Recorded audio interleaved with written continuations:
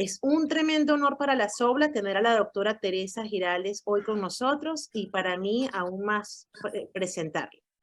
Teresa es profesora de la Universidad de La Laguna en Tenerife, donde lideriza su laboratorio en el que estudian los canales de potasio de conductancia grande, que también son conocidos como canales BK o BK, y el rol fisiológico de estos canales en plasticidad neuronal, autismo, como neuroprotectores, y también estudian el rol de los canales voltajes dependientes de potasio en epilepsia, combinan patch clamp, fluorescencia, genética, microscopía, entre muchas otras técnicas.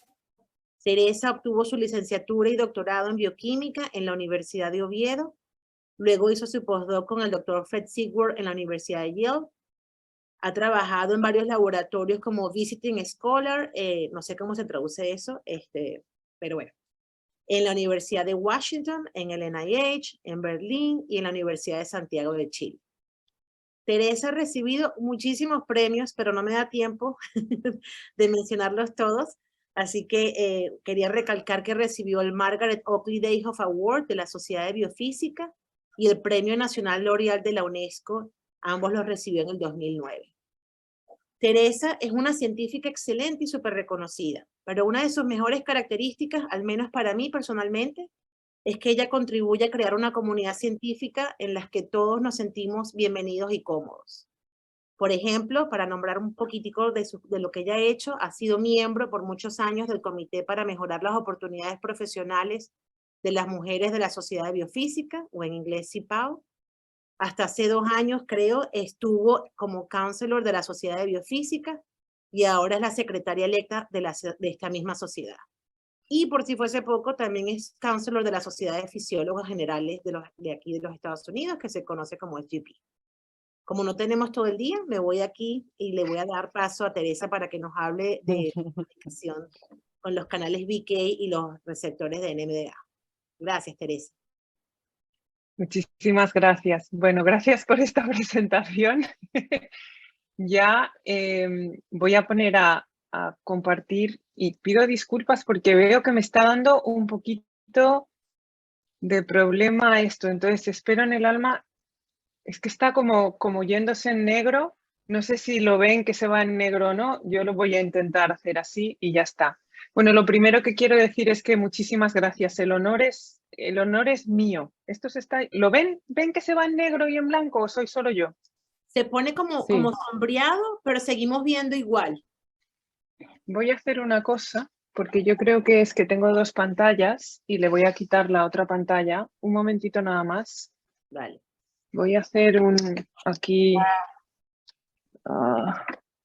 Es que yo creo que al tener 2 pantallas está buscando continuamente la otra pantalla y me está dando ese problema. Voy a hacer aquí creo que así va a ir bien.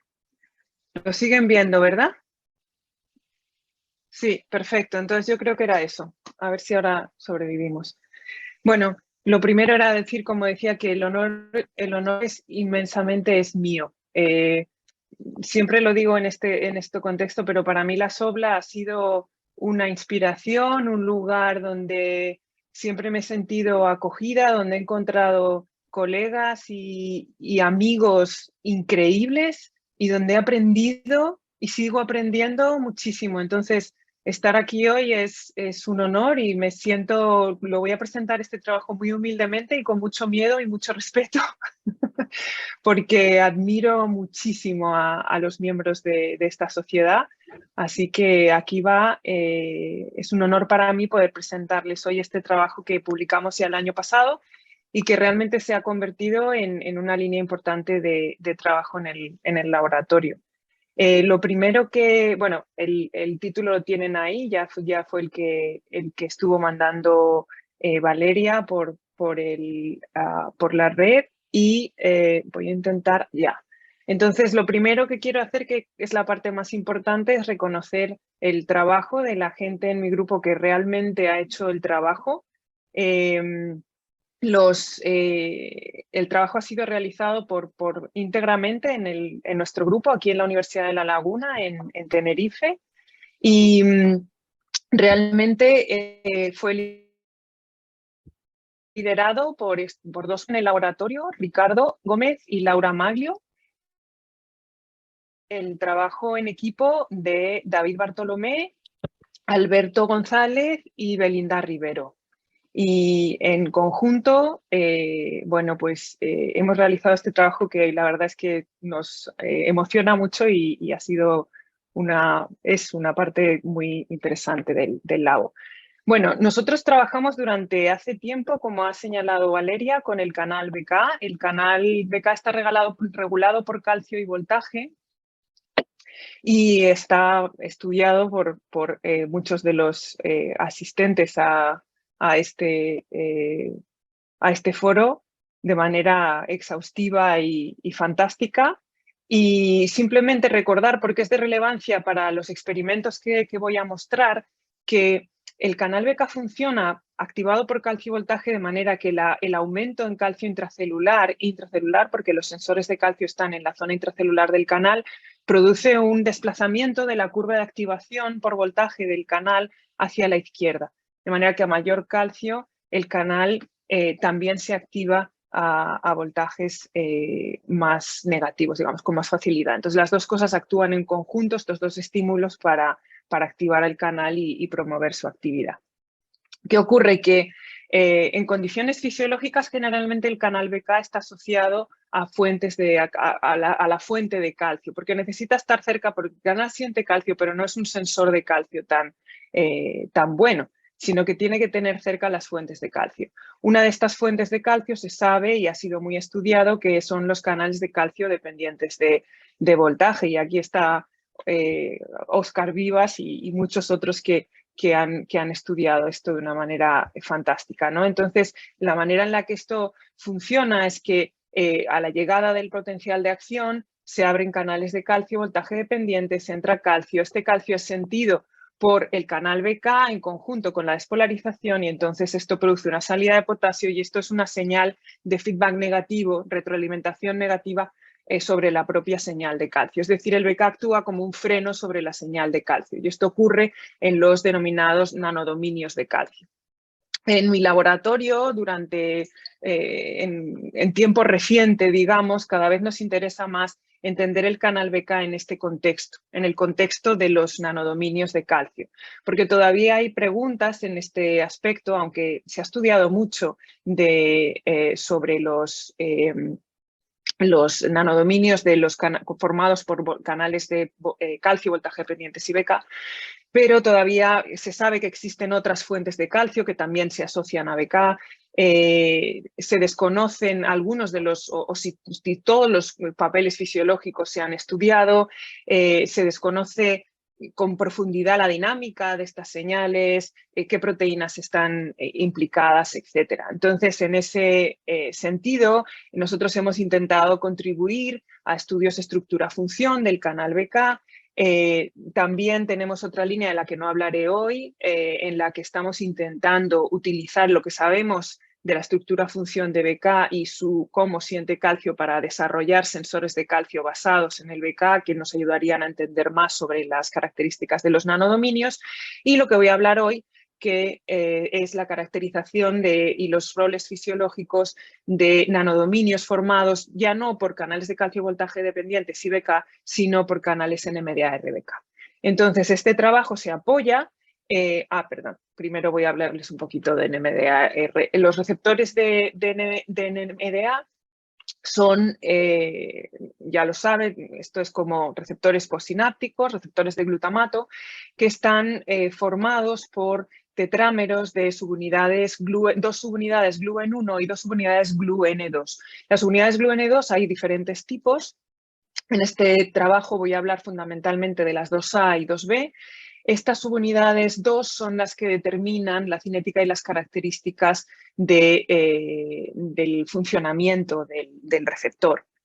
No voy a entrar en detalle, pero bueno, dense cuenta por si tuviéramos tiempo para discutirlo que la 2A y 2B proporcionan una cinética diferente al canal y en la 2B podría haber más entrada de iones positivos. ¿Qué iones son los que entran? Bueno, fundamentalmente se produce, o lo que nos interesa en este caso es que en gran medida el NMDAR permite la entrada de calcio al interior celular y por tanto puede ser una fuente de calcio para el canal BK. Un punto importante que no estoy obviando aquí es que ya saben que la respuesta postsináptica es una respuesta a glutamato que primero activa el receptor AMPA, esto produce una despolarización. El canal NMDAR lo que tiene es que está bloqueado por magnesio y tiene un bloqueo de magnesio voltaje dependiente, por tanto, cuando se produce la despolarización por AMPA, se produce el desbloqueo de magnesio y se produce la entrada de iones, en este caso, o lo que nos interesa a nosotros,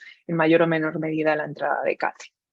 Esto acoplado a BK podría, por tanto, ser un mecanismo de nanodominio de calcio. Voy a volver a esta en un momento. ¿Se asocia NMDAR a BK? Bueno, pues nuestro trabajo, el que les voy a enseñar hoy, se apoya en evidencias previas. Realmente solamente hay 2 trabajos publicados a este respecto. Hace uno un poco más antiguo que el otro. Y en este caso, lo que se comprobó en células del bulbo olfatorio es que efectivamente, si se estimula con glutamato, se podían registrar corrientes de este estilo. Primero se produce una corriente de entrada que es seguida por una corriente de salida. Evidencias de diferentes tipos, no voy a... El journal clave sobre otro paper, pero este es un paper magnífico y lo que se veía es que aplicando paxilina, la corriente, digamos, de salida se reduce significativamente, es decir, esa corriente de salida era una corriente de BK, y aplicando un bloqueante, en este caso de NMDAR, producía el bloqueo total de la respuesta. Esto es relevante porque nosotros hacemos experimentos parecidos, así que se lo explico aquí ahora y así luego vamos más rápido sobre esos resultados. Es decir, esto era una combinación de entrada de calcio y luego salida de potasio a través de BK. Entrada de calcio a través de NMDAR, salida de potasio a través de BK. Esto se comprobó que no solo ocurría en este tipo celular, sino que también ocurría en neuronas de hipocampo. Y además, bueno, la coexpresión de ambas proteínas se demostró en diferentes zonas del cerebro. Pero, bueno, este tipo de trabajos demostró que NMDAR y BK se asociaban de manera funcional en diferentes zonas del cerebro. Ahora, ¿qué relevancia podría tener esto? Bueno, NMDAR, quiero ir hacia atrás y a ver si me deja. El papel de NMDAR se ha demostrado o se ha propuesto que es fundamental para algunos tipos de plasticidad. ¿Y cómo funciona esto? Bueno, en el fondo la plasticidad se produce por aumento de receptores AMPA en la membrana. Y lo que se ha propuesto es que el aumento de esos receptores AMPA podría ser a través de la entrada, mecanismos disparados por la entrada de calcio a través de determinadas formas de NMDAR, que lo que hacen es que por diferentes mecanismos, de los cuales algunos pues, no se conocen del todo, esta es una revisión bastante antigua, pido disculpas, pero bueno, es un esquema que lo representa bastante bien. Entonces, bueno, de esa manera se podría producir a través de NMDAR se puede producir el incremento de AMPA-R y, por tanto, el disparo de mecanismos de plasticidad, como por ejemplo el ETP. Entonces, ¿qué ocurre? Si hay algún tipo de señal como BK que frena esa señal de calcio que se activa con NMDAR, podría ser también un freno, podría ser una modulación de plasticidad. En estos trabajos no se llegó a ese punto, se propuso que podría ser eso una realidad y un papel fisiológico, pero no se llegó al punto de demostrarlo totalmente. Entonces, bueno, esa era la idea que tuvieron Ricardo y Laura cuando llegaron al laboratorio y se pusieron manos a la obra con una preparación que es la corteza somatosensorial. Entonces, esta es una estructura que procesa información desde los receptores sensoriales periféricos y hacia zonas corticales y subcorticales. Y la información sensorial es recibida en el barrel córtex, en esta zona específica, desde diversos núcleos talámicos que inervan las neuronas piramidales. Se sabe que las inervan directamente neuronas piramidales de la capa 5. Además, se sabe que en las dendritas basales de estas neuronas, la coactivación de inputs dendríticos pueden iniciar espigas de calcio que están mediadas por NMDAR y que son acompañadas por despolarizaciones largas. Entonces, esto proporcionaría un ambiente, un entorno propicio para que STAR-BK se podría activar. Entonces, en este estudio utilizamos este sistema para caracterizar si existía acoplamiento NMDA-RBK y ir un poco más allá. Entonces, estudiar cuál era su efecto en transmisión sináptica y en plasticidad. Entonces, me centro ya ahora, estamos ya de lleno en el estudio en el paper, ¿no? Entonces, bueno, antes de empezar, quiero explicar que hemos utilizado diferentes aproximaciones en el trabajo y he intentado en las figuras poner las condiciones en las que hacemos los experimentos, porque es muy posible que me olvide de decirlo todo con detalle. Entonces, para que lo tengan ahí, fíjense, VC es Voltage Clamp, también hicimos Current Clamp, Inside Out. Entonces he intentado poner ahí, lo voy a describir, pero bueno, por si acaso que sepan que esto se refiere a las condiciones del experimento. Este simplemente es una fotografía, una imagen que tomó Ricardo de la preparación, donde se ven las cortezas en barril y la aproximación experimental que él utilizaba, y esto es la forma esquemática en la que hacía estos experimentos. Estos son los primeros experimentos que hicieron Ricardo y Laura. Y lo que ellos hacían era, se miden las corrientes en soma, pero son corrientes realmente dendríticas que están producidas por la aplicación local de NMDA mediante un PUF en zonas específicas, en este caso las dendritas basales, ¿no? Entonces ellos lo que observaron es que midieron muchísimas neuronas y lo que observaron era que se daban dos casos diferentes. Había dos poblaciones de neuronas claramente diferenciables. Unas neuronas tipo A, que lo que hacían era, producían una corriente de entrada. Esto, por cierto, ya empezamos a olvidarme. Son experimentos que se producen en ausencia de magnesio. Esto es fundamental. Son experimentos ideales en los que si hay NMDAR lo vamos a detectar perfectamente quitando el magnesio de en medio. ¿Ya? Vale. Entonces, en este caso se producían corrientes de entrada únicamente. Es decir, estas células tenían supuestamente o podrían tener receptores de NMDAR que son activados por el PUF de NMDA, pero nada más. Y sin embargo existía otra población que las llamamos neuronas tipo B, que lo que tenían era una corriente de entrada seguida de una corriente rápida de salida, que es similar a las que acabo de enseñar en los papers en los que primeramente identificaron este acoplamiento en NMDA-RBK.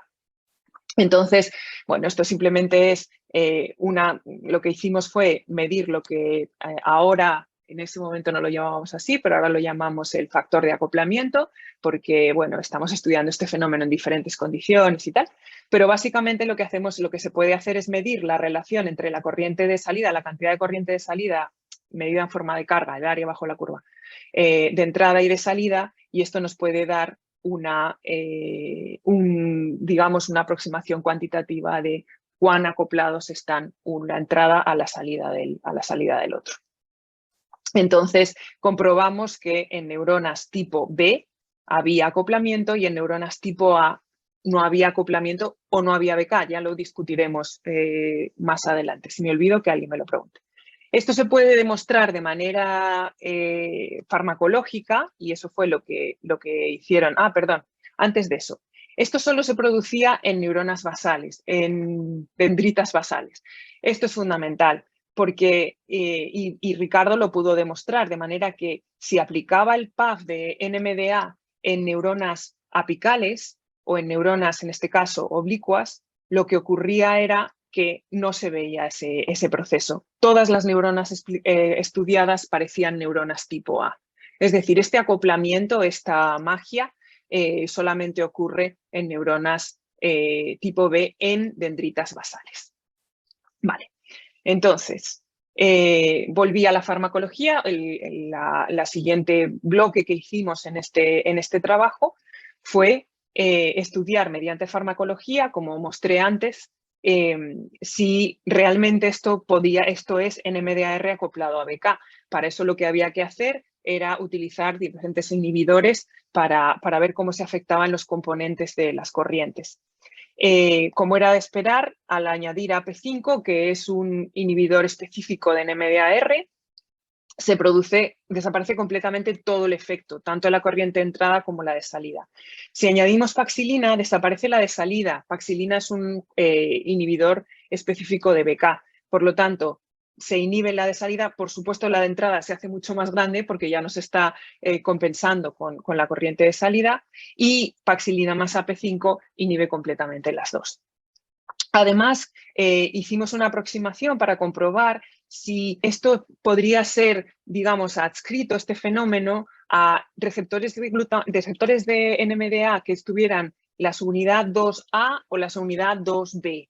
Y para ello utilizamos inhibidores que son relativamente específicos de una subunidad o de otra. Zinc se supone que es más específico para la 2A, y el ifenrodilo, que es para la 2B. Y observamos que en los dos casos se producía una reducción de la respuesta. Por lo tanto, es posible que existan las dos asociaciones. Vamos a ver en otros experimentos que efectivamente receptores formados por 2A o 2B se acoplan a BK. Bueno, otra de las exploraciones que hicimos fue utilizar una aproximación que es estándar también, bastante estándar en el campo, que es utilizar quelantes de calcio.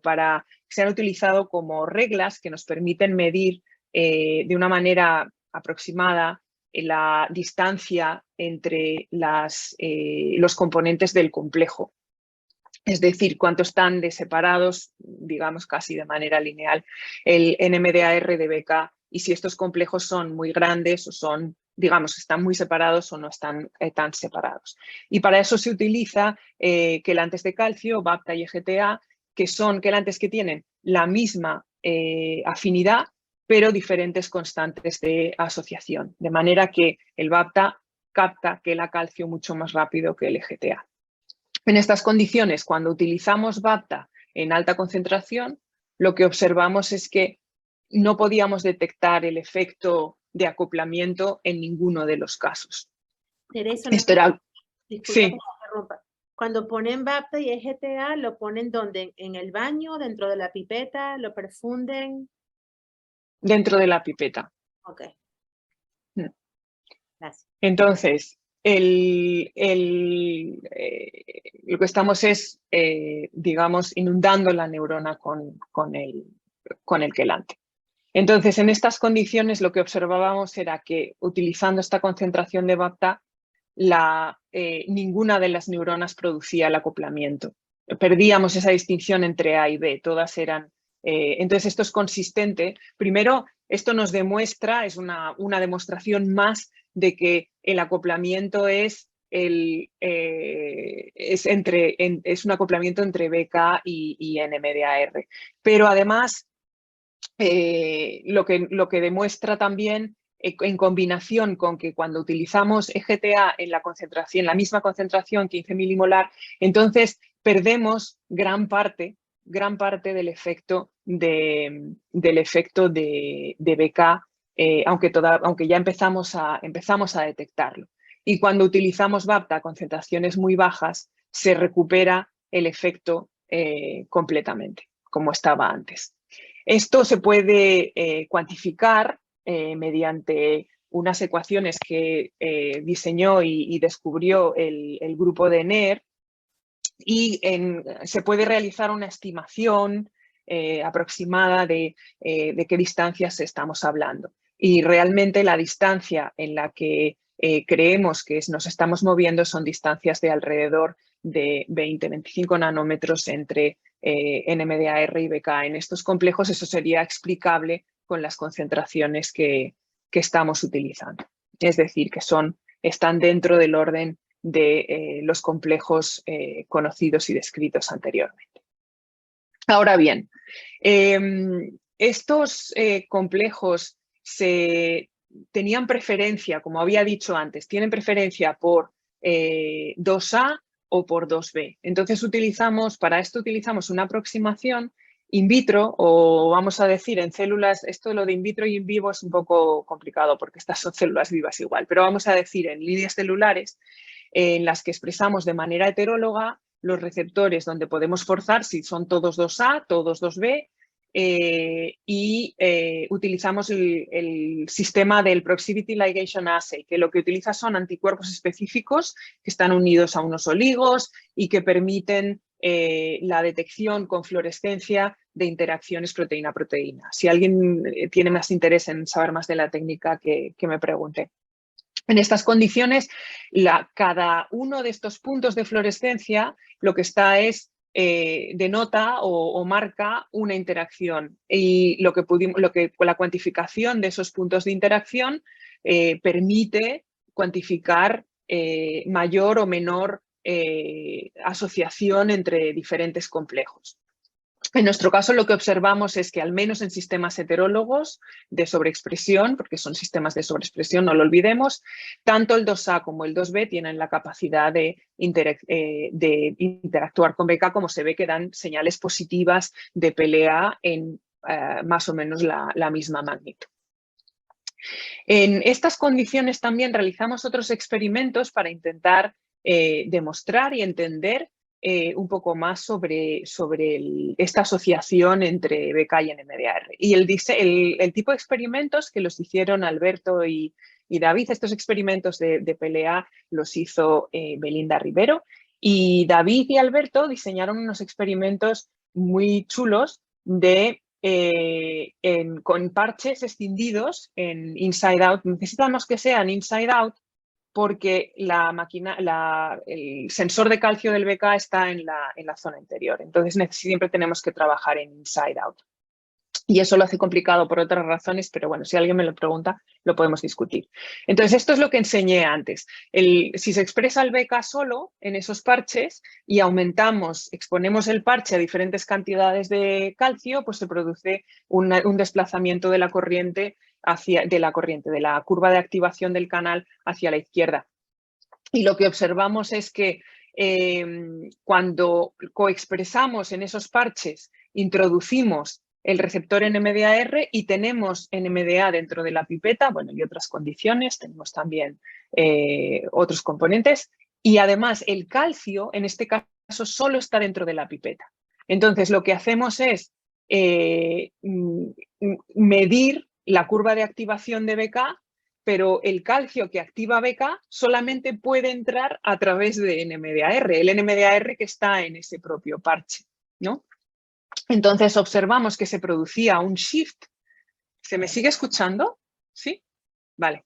Se observaba, es que de repente oye como un clic extraño, se observaba que se producía un shift, un desplazamiento, perdón, en la curva de activación de BK cuando teníamos NMDAR dentro del parche. Y además ese shift, si medimos, claro, midiendo el desplazamiento en la curva de activación en condiciones normales, se puede estimar la cantidad de calcio que está viendo, digamos, que está sintiendo el BK. Y curiosamente, tanto en el caso del 2A como del 2B, el desplazamiento que se producía era equivalente a BK en condiciones o siendo expuesto a alrededor de 10 micromolar, la curva verde de aquí, alrededor de 10 micromolar calcio, lo cual es bastante interesante. Estos son condiciones digamos que es una estimación muy burda y muy poco rigurosa, pero bueno, es interesante el experimento, creo.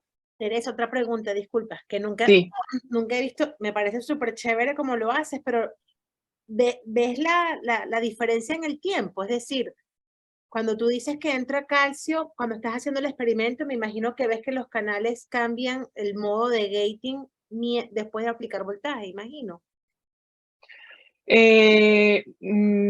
Estamos viendo, nosotros lo que hacemos aquí son experimentos similares al que enseñé, no sé si entiendo bien la pregunta. Lo que estás haciendo es medir. Aquí tienes muchos canales, estamos haciendo corriente macroscópica, son parches pero no son aún así tenemos muchos canales en el parche. No hacemos canal único, ¿eh? No sé si estabas preguntando eso. No. Me refiero, tú tienes una línea pespunteada que dices que se te hace un cambio, ¿cierto? En la gráfica D, creo. Sí, la D. Esto es la curva de activación. Estás representando corriente con respecto a voltaje. Es la curva de activación del canal. Exacto. Ya. Pero te cambia durante el experimento después que entró el calcio, es lo que quieres decir, entró el calcio a la pipeta. Sí, Okay. el calcio lo tienes en la pipeta y entonces al sacar el parche ves que se produce un desplazamiento en BK que es equivalente a como si tuvieras esta cantidad de calcio en el baño, pero lo que tienes es esa cantidad de calcio en torno a BK. Pero ese calcio solamente puede estar entrando a través de NMDAR porque es la única fuente de calcio que tienes en el accesible a BK. Ok, gracias. ¿Sí? Vale, entonces, bueno, un aspecto interesante de esto es que, bueno, cuando hicimos estos experimentos los hacíamos en potasio simétrico, que en soluciones, digamos, que son las que favorecen la medida de BK, pero realmente repetimos estos experimentos en sodio, condiciones de concentraciones de sodio fisiológico, porque esto influencia la cantidad de calcio que permea a través de NMDAR. Y en estas condiciones vimos que igualmente se producían los shifts, aunque ese desplazamiento no era tan prominente como en el caso, digamos, forzado, en el que propiciábamos la medida de las corrientes. Y bueno, vimos un efecto interesante que, si tengo tiempo, lo comentaré, que parecía que 2B producía un acoplamiento un poco más efectivo que 2A. En este paper no hablamos mucho de eso, o sea que igual no voy a tener tiempo de comentarlo. Bueno, por seguir adelantando un poco, sí. Ok, tengo una pregunta. En el experimento anterior, ¿alguna vez trataron de colocar las beta en las células del cerebro que ustedes estudian? ¿Está la beta 4 o está el canal solo? Porque la beta puede incrementar la sensibilidad al calcio. Esa es una pregunta buenísima, Willy, mil gracias, y lo estamos intentando hacer ahora. No lo hicimos en su momento, no lo hicimos y tampoco sabemos con seguridad. Sabemos que las células que miramos, lo enseñaré después, no tienen su unidad inactivante porque las corrientes que medimos no son inactivantes, pero no sabemos todavía qué subunidad realmente hay en esas células, no lo sabemos todavía. Pero sí que queremos hacer in vitro la coexpresión con diferentes subunidades para ver el efecto. No lo hemos hecho todavía. Lamentablemente no os puedo enseñar más datos. Gracias. Entonces, gracias. No, es una pregunta logiquísima, efectivamente. Entonces, en este caso, lo que queríamos era ahondar un poco más entre estas diferencias entre neuronas tipo A y tipo B. Por esta diapositiva, por esta figura voy a pasar bastante rápido porque realmente el mensaje aquí es que no hay grandes diferencias entre las características electrofisiológicas entre las neuronas A y B. Tampoco las hay a priori características morfológicas, aunque hay algunas cosas que estamos caracterizando ahora, pero que no hicimos en este paper. Y en la diferencia fundamental que había entre las dos era que las neuronas tipo A tienen son caracterizadas, esto ya se había caracterizado antes en las neuronas de capa 5, que tienen una espiga, una barriguita de calcio que está asociada a NMDAR. Esto ya se conocía y sistemáticamente comprobamos que las neuronas tipo A tenían estas características en su potencial de acción y las neuronas tipo B no. Aparte de eso, pues no había otras diferencias.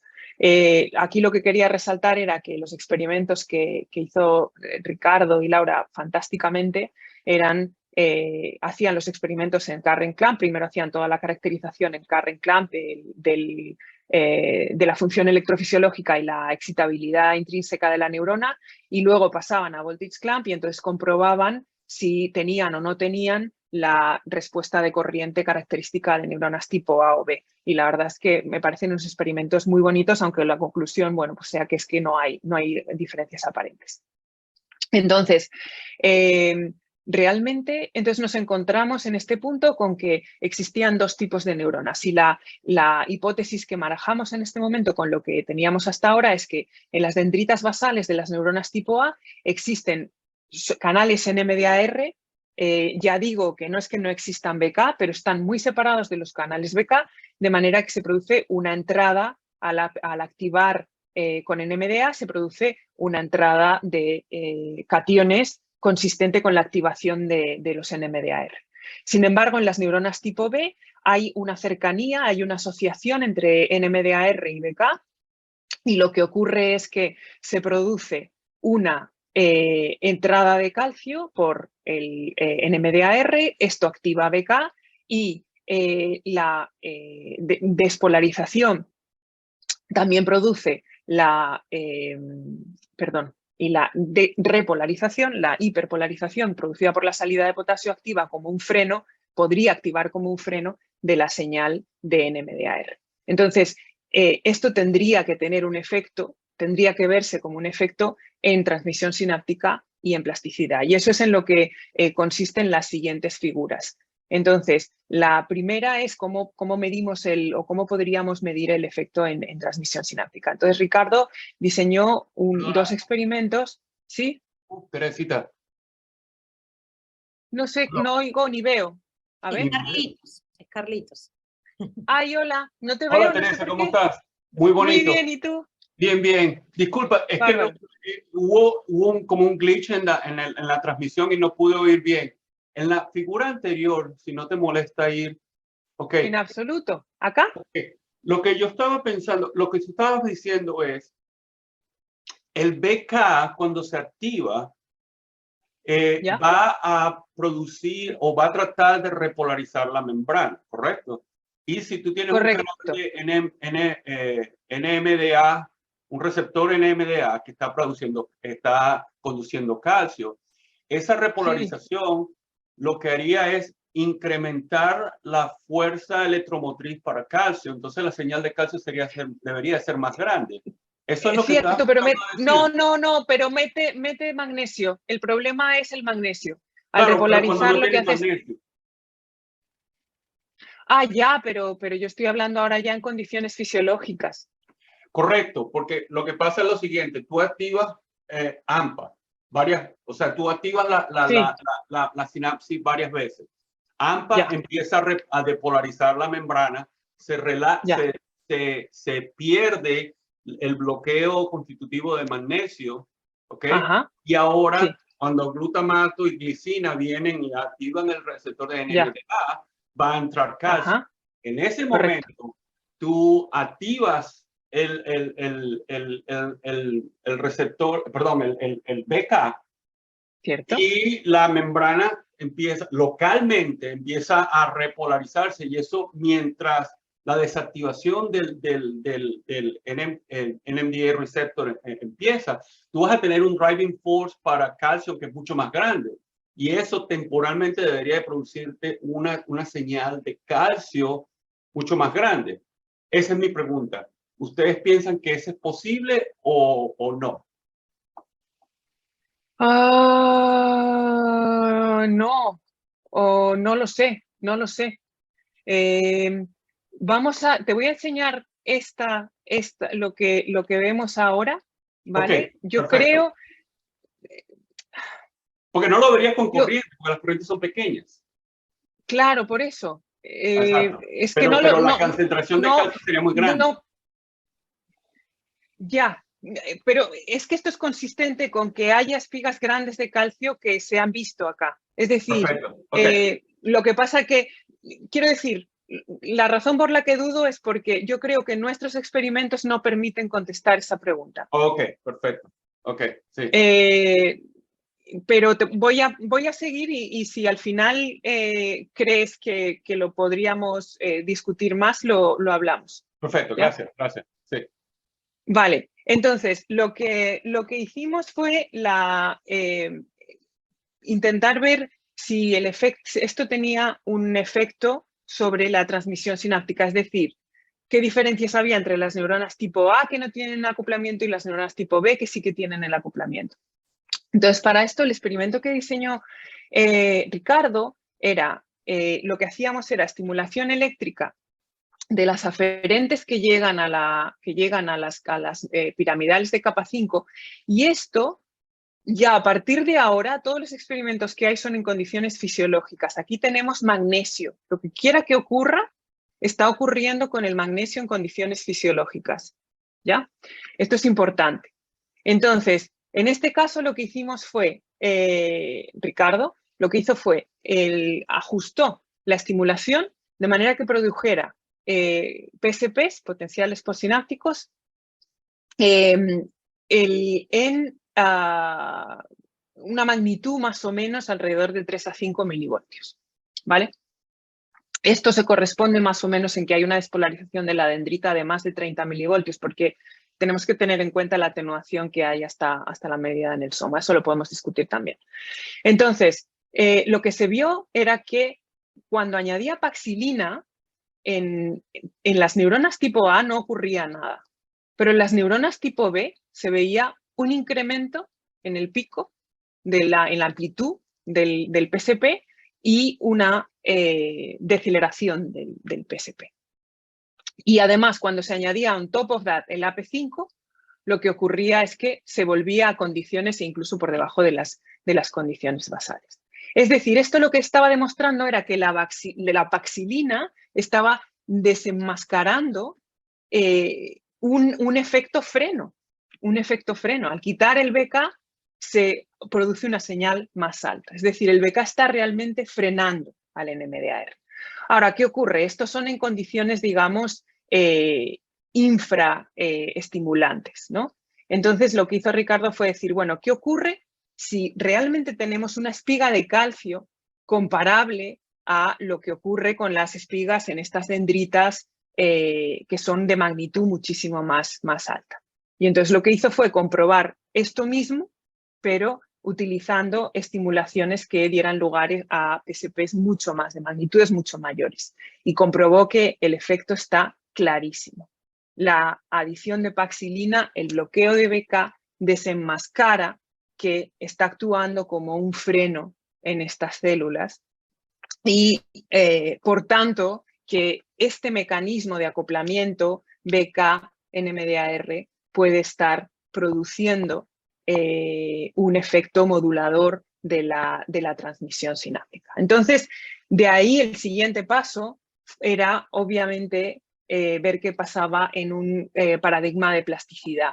El paradigma de plasticidad que utilizamos es el STDP, que es una forma de plasticidad sináptica que está asociada a la coincidencia entre potenciales de acción postsinápticos y presinápticos, o al revés, y en función de cómo sea esta coincidencia se produce potenciación o depresión.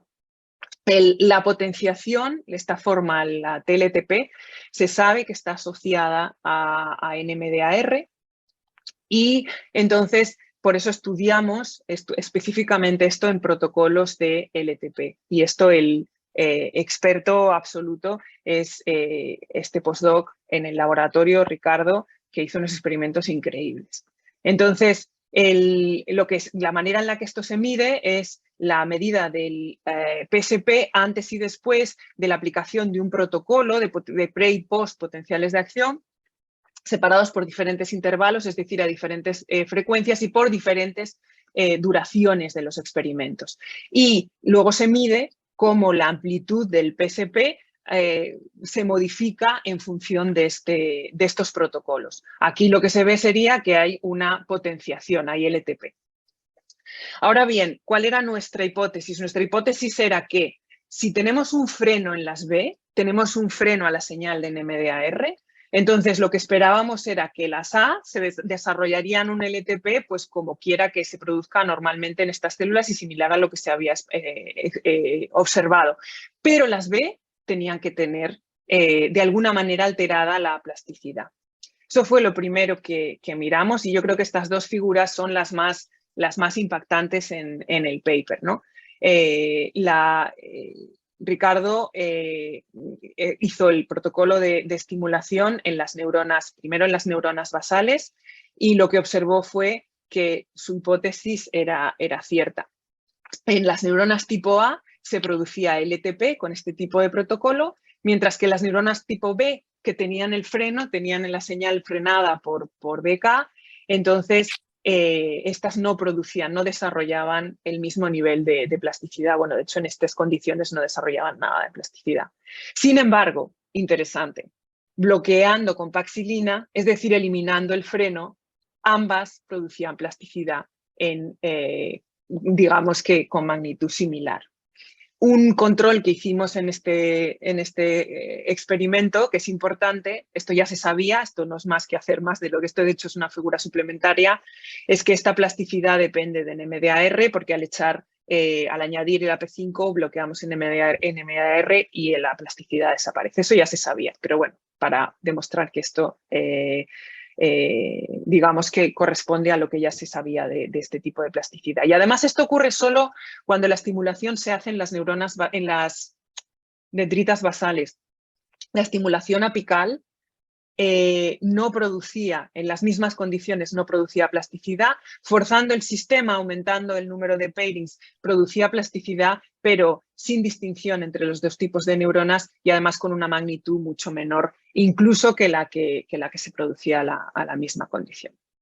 Entonces, ¿qué concluíamos de esto? Pues que efectivamente los complejos BK, NMDAR-BK contribuyen a la regulación de la plasticidad en este sistema, lo cual es algo que no se había visto antes, no se había demostrado y es francamente creo que interesante. Y ya finalmente el último grupo de experimentos, que es continuando los anteriores, lo que Ricardo pensó fue, ¿qué ocurre si fuerzo el sistema? Es decir, ocurre esto a cualquier frecuencia y a cualquier duración.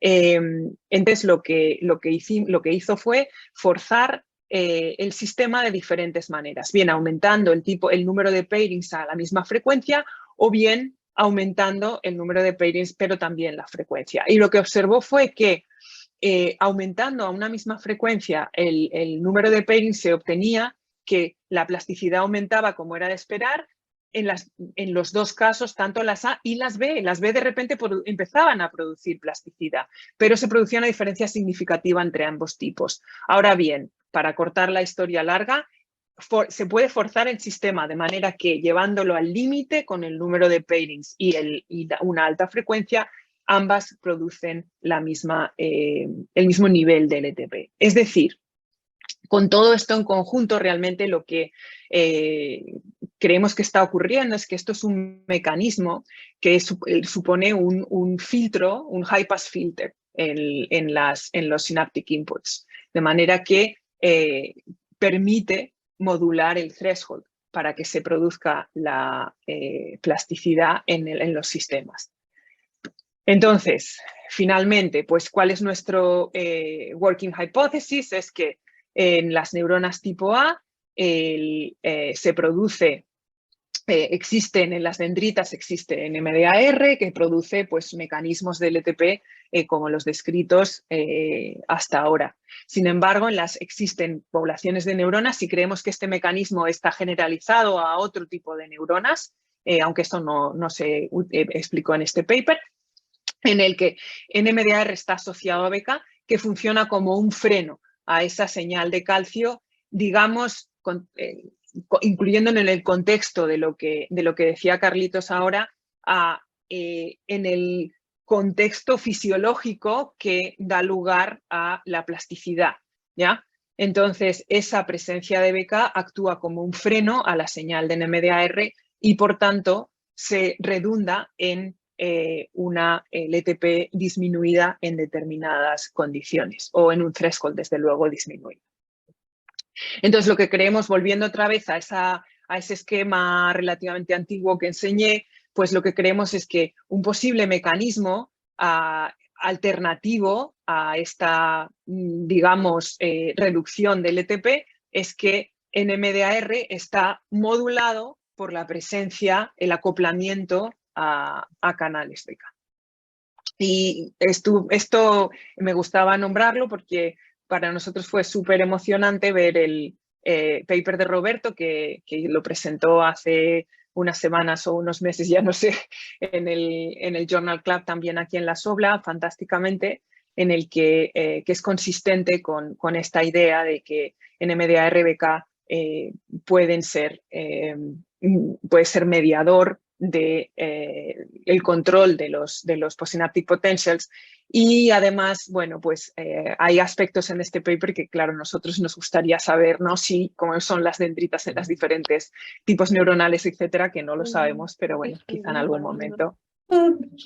Y bueno, pues nada más, ya concluyo aquí. Realmente las conclusiones del paper las he ido diciendo a lo largo del camino, pero bueno, para llevarse a casa que existen asociaciones en estas neuronas piramidales de la capa 5 en la corteza en barril del córtex somatosensorial. Existen asociaciones en NMDA-RBK postsinápticas en dendritas basales que están donde BK y NMDA-R están localizados en proximidad. Ambos, tanto 2A como 2B, pueden producir este acoplamiento. Es la explicación entre tipos de neurona 2A, 2B no se puede explicar simplemente con que unas tengan una isoforma y otras otra. Las neuronas, por tanto, que tienen este acoplamiento pueden funcionar como filtros de, no sé cómo se traduce esto al español, qué horror, pero high pass filters de plasticidad sináptica, y que estos canales, por tanto, estas asociaciones pueden ser un sistema de regulación de integración sináptica y de diversidad de inputs, de especificidad de inputs en determinados circuitos, ¿no? Porque lo estamos viendo en más que el que sea. Entonces, bueno, esta ha sido la historia. Muchísimas gracias otra vez y estaré encantada de contestar más preguntas. Súper bonito, Teresa. Yo voy a abusar y voy a preguntarte algo. Me imagino, digo yo, van a explorar cómo ocurre cómo se regula esa proximidad. ¿Se te ocurre que puede hacer como lo que observó Gail Robertson con Hair Channels, que pasa que es una cuestión cotranslacional con The Messenger? ¿Tienen alguna evidencia de eso o no? No tenemos, no hemos intentado ni hemos mirado nada de eso. Sería espectacular, claro que sí. Con estos y con cualquiera de los complejos BK o BK canales de calcio voltaje dependientes, ¿no? Yo espero que alguien, nosotros no nos vamos a meter en eso, pero yo espero que alguien lo haga. Y bueno, y sé que alguien por ahí lo está haciendo, así que es una gran alegría. Estaría lindísimo, ya, por supuesto. Una cosa que sí sabemos, que adelanto aquí porque, no sé, imagino que alguien lo preguntará, es que los dos tipos de neurona tienen BK. Los dos tienen BK. O sea que sí que parece que es un efecto. Lo que pasa es que no sabemos la localización. Hemos medido BK y se mide BK en los dos tipos de neuronas. Eso yo creo que lo tengo. Bueno, esto era pero ya lo dije al principio. ¿Ambas lo tienen que el RNA mensajero o la proteína? No, la corriente. Eso lo hemos medido con electrofisiología. Los dos tipos neuronales tienen BK. Tanto A como B tienen BK. Parece que B tiene un poquito más, pero no sabemos localización. Esto está medido en célula entera. Okay. Entonces, parte de lo que estamos haciendo, lo que queremos hacer, que estamos empezando muy lentamente, es hacer RNA-seq en estos tipos neuronales y poder identificar si tenemos diferencias en expresión, si tenemos diferencias en las diferentes unidades, etcétera, etcétera. Pero eso está despegando en este momento. Okay. ¿La audiencia tiene preguntas? Las puedo leer por el chat. Oscar, me parece que veo que dice que levantó la mano. Oscar. Gracias, Hola. Teresa. Hola, ¿cómo estás? Buenísima la presentación. Muchas gracias. Bueno, yo tengo que preguntar si has hecho superresolución de estos canales y qué crees, cómo se están organizando, si crees que sea, como que suena muy interesante hacer superresolución en las espinas dendríticas y ver inclusive ahí si hay unas que tienen y otras que no. Y la otra pregunta es si este acoplamiento crees que sea dependiente de la actividad. O sea, de alguna manera como que, listo, tú ya demostraste que están acoplados, ¿verdad? Ya. Y cuando echas paxilina, bueno, pasa algo. Pero cuando uno habla de acoplamiento, la herramienta quizás que nos falta es desacoplarlos. ¿Cómo quitamos el acoplamiento? No quitar la función del canal, ¿verdad? Sino romper el acoplamiento de alguna Totalmente. manera, alejarlos o hacerles algo. Tal cual, sí. Y si ese acoplamiento que tú ves puede ser como dependiente de la actividad, lo cual sería como muy emocionante en el término de neurociencias. Cierto. Pues desgraciadamente no te puedo contestar a muchas de esas preguntas todavía, estamos en ello.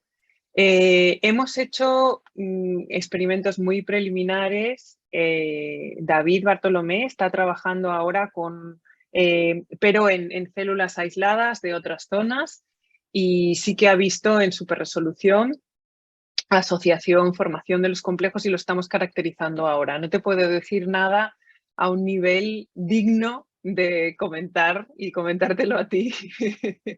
Pero sí que lo estamos poniendo a punto y queremos hacer más. Así que, y además hablaremos del tema. Esa una cosa. En cuanto a la asociación dinámica, fundamental, estoy completamente de acuerdo. Me parece una pregunta buenísima y esperamos poder hacer algo, pero creo que no, en este momento no podemos contestar esa pregunta.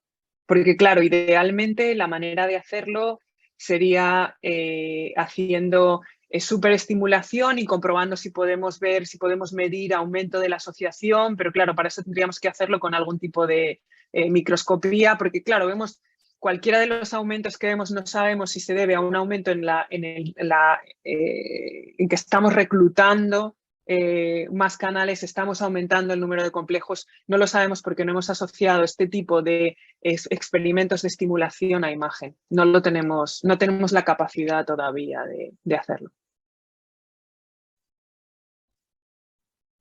Así que siento mucho no poder contestarte de momento. Sí, estaba Vivian, gracias Oscar.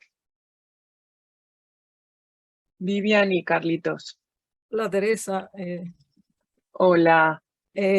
A mí me gusta mucho tu trabajo, yo te lo he dicho muchas veces. Felicitaciones. Tengo una preguntita que viene de mi ignorancia total. No te creo. No, de verdad, de la preparación y estas cosas. ¿Hay algún componente presináptico que se pueda afectar con la paxilina que ustedes ponen cuando miden los PCPs? La paxilina es intracelular. La metemos en la pipeta. Ah, ok. O sea, no la ponen en el baño. Okay. Entonces, la paxilina está en la pipeta, con lo cual, esa fue una pregunta de un reviewer. ¿Fuiste tú? No, yo no fui el reviewer. Para nada. Entonces, no era una broma. Pero sí, lo de la pregunta del reviewer no era broma. Esa fue una pregunta del reviewer, que además fue una discusión así muy amplia y una pregunta interesante, pero no. Y como tú bien sabes, la paxilina, quiero decir, para que se escapara, lo que llegara, por lo tanto, el efecto presináptico que puede ocurrir de la paxilina es negligible. Gracias.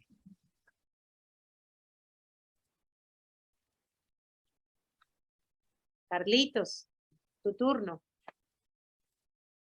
No, ya está respondida la pregunta. Yo no era reviewer tampoco. Tú eres el reviewer, Carlitos. No. No, por favor. No, a lo mejor ha sido también fallo mío porque no lo dije explícitamente al explicar el experimento. Los experimentos en donde añadimos paxilina en los experimentos de plasticidad son paxilina que es añadida en la pipeta, precisamente para asegurar que lo que sea que estamos afectando es postsináptico. Yeah. Yo tengo otra pregunta. Sí. Tú demostraste este acoplamiento en líneas celulares, ¿no? Entonces queda muy claro que esto también puede ocurrir como en un sistema heterólogo. Pero en el sistema fisiológico, ¿ahí hay canales de calcio dependientes de voltaje? ¿Tú crees que también como que juegan un papel como a nivel de las Eras seccionales tú el dendríticas? reviewer, eras tú. Esa fue otra pregunta. Sí, sí. Esto no descarta que pueda haber también el papel de... nosotros no hemos mirado esos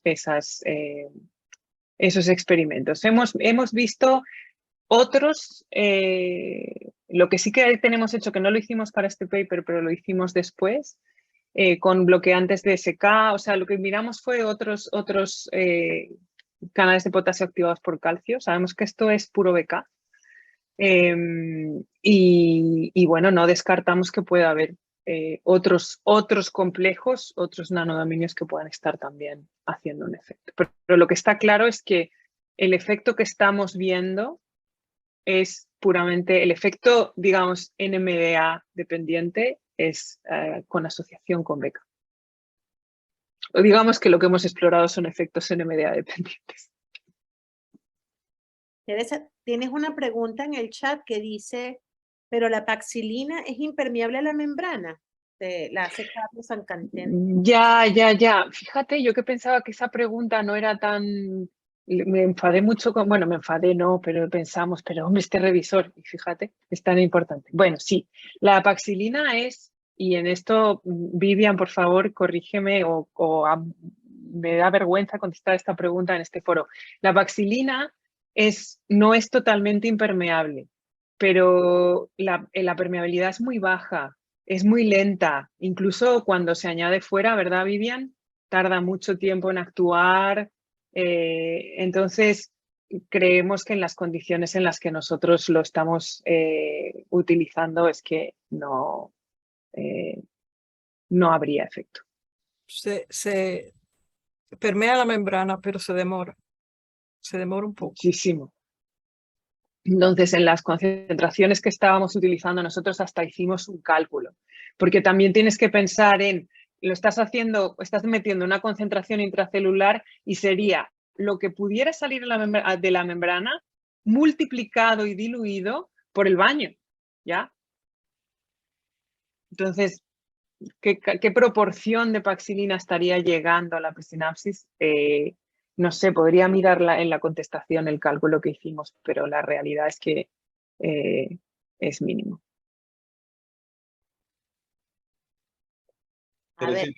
Teresita, tengo una pregunta. Sí. Otra cosa que va a revelar cuán ignorante yo soy en este. O yo. Es relacionado con todas las proteínas de scaffold que están en la postsinapsis, ¿no? Los P10, PST95 y todas esas cosas. ¿Hay algún sitio de regulación de este tipo de proteínas al BK? Y si tú crees que eso podría estar regulando también cuál es el rol o cómo es el acoplamiento. Y la segunda pregunta sería relacionado con eso, pero un poquito distinto, tú estás hablando del LTP, pero también hay LTD. Y si LTD, si BK podría estar jugando algún rol, o si sabes de algo de eso. Entonces, la primera pregunta sobre las densidades postsinápticas. Vale, te voy a contestar sobre la primera pregunta. No lo hemos explorado, pero no esperábamos que hubiera, porque realmente la LTP es la que se sabe que está directamente relacionada con función NMDR. Entonces, en el LTD no nos hemos metido. Okay. Entonces, la respuesta es, creo que no, pero realmente la respuesta honesta y rigurosa es no lo sé. Okay. Con respecto a las proteínas de scaffold, estamos explorando eso ahora, es parte del trabajo con el que queremos seguir, pero todo es especulativo. Entonces, lo que sí que se sabe, que se han relacionado es que, por ejemplo, hay proteínas que se han descrito, no en el contexto de estos complejos, que no se ha estudiado o por lo menos no hay nada publicado hasta donde yo sé hasta ahora. No sé si alguien estará haciendo algo, pero desde luego no está a mano. El receptor de la quinasa C1 es uno que se llama RAC1 y hay la caveolina 1. Esas se han sido reportadas. Hay varias proteínas que han sido reportadas que se unen a BK y a algunas isoformas de GluN2. Entonces, hay candidatos a ese respecto. Sí que hay unos pocos candidatos que se han identificado como que se unen a una y a otra, pero en trabajos independientes. Entonces, los tenemos como candidatos posibles para formar un posible scaffold. PSD95 también es un candidato como muy goloso. Pero bueno, esos son trabajos que, bueno, de hecho estamos haciendo ahora. David está ya diseñando una serie de experimentos y un trabajo en el que lo que queremos hacer es precisamente identificar proteínas que puedan formar complejos dentro de este complejo. Ok, gracias. Ya para ir cerrando, queda Karen Castillo y una pregunta que escribieron en el chat que la leo después de Karen. A ver, Karen. Gracias. Hola, Valeria. Karen. Hola, Teresa. Gracias por esta charla tan bonita. Te quería preguntar por el método de esta sonda fluorescente que usabas para ver interacción proteína-proteína. Si ¿El PLA? Voy a contar un poco más cómo funciona y si sirve Sí. quería saber si sirve también para ver interacción proteína-ligando.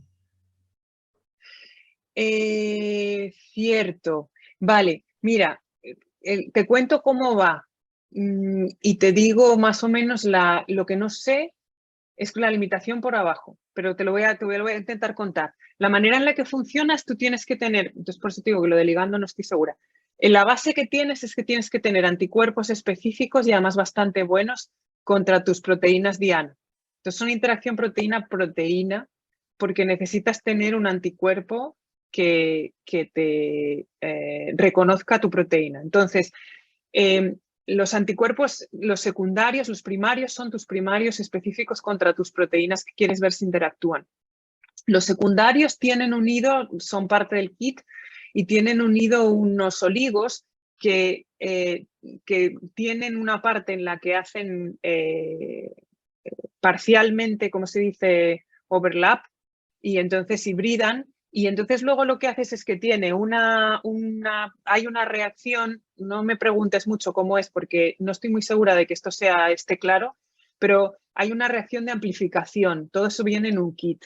Entonces tú amplificas, incluye una serie de nucleótidos que están marcados fluorescentemente, de manera que tú lo que haces es que generas un ovillo de ácido nucleico que está marcado fluorescentemente y eso te va a un punto fluorescente que es el que te determina tu interacción. Esto determina interacciones que son el límite, digamos, por arriba, son alrededor de 40 nanómetros, lo que te permite que estén juntas. Y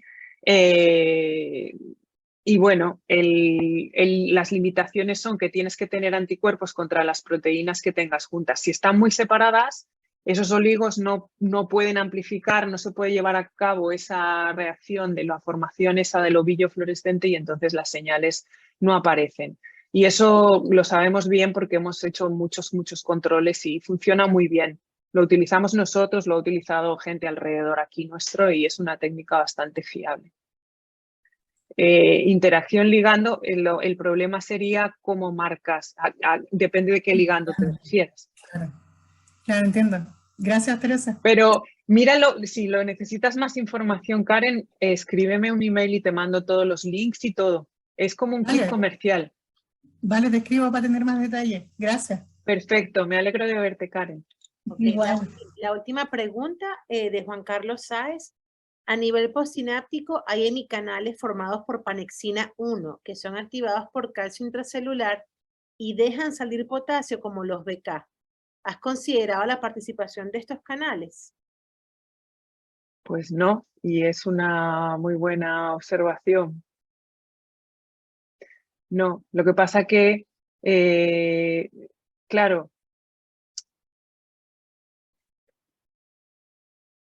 entonces, ¿cómo explicaría? Claro, si fuera eso parte del mecanismo, que igual interviene en el mecanismo, entonces a lo mejor lo que propones es que claro, yo lo que me cuesta conciliar es el efecto de la paxilina, porque perdemos parece que con el bloqueo específico de BK es cuando estamos totalmente modulando el efecto, ¿no? Entonces, por eso realmente hemos descartado o no nos hemos preocupado por que haya otros componentes, pero que pueda haber otras modulaciones, otras asociaciones en otras condiciones. Es que hay tantas posibilidades, ¿no?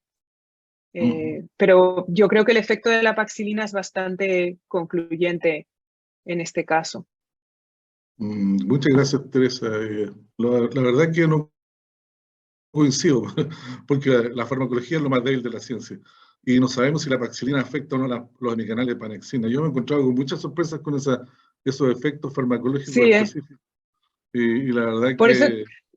¿A qué concentración funciona paxilina?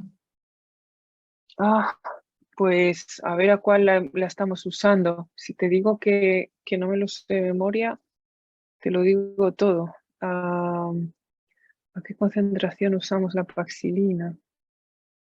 Un minuto. Ay, de repente se me quitó. Mira que todo esto sí que lo sé. ¿Dónde hicimos la paxilina? Bueno, pero mira, en general las farmacologías más firmes son cuando actúan en concentraciones picomolares. 500 nanomolar. Esa es la que utilizamos, intracelular nanomolar. Ya, bueno, no está tan mal, pero tampoco es tan bueno. Bueno. No, hay que chequear, ya ¿no? te digo, ya, por supuesto. No, por eso te digo que al final uno puede, yo creo que para poder descartar hay que estudiarlo directamente. Por lo menos esa es mi, ¿no? Esa es mi percepción. Entonces te contesto, mi pregunta te la he contestado literalmente con humildad y con cuidado.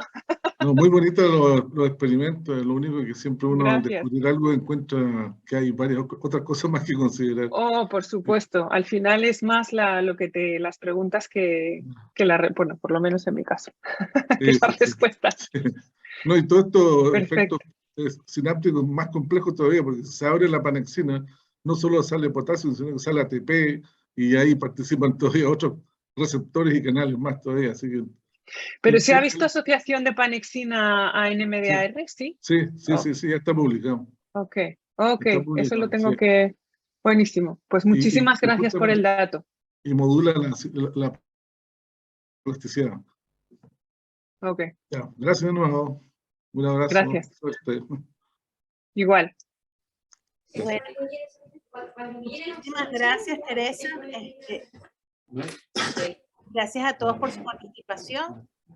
Yo creo que ya es hora de despedirse, ¿verdad, Jesús? Sí, ¿podría dejar de compartir, Teresa, para que podamos ver en pantalla? Ay, sí, perdón. Voy a quitar esto. ¿Cómo hago? Acá. Súper. Ya. Eso. Muchas gracias. Muchas gracias por la participación también del público. ¿Sí? Muchísimas gracias a todos. Gracias. Chao, gusto en verlos. Chao, gracias.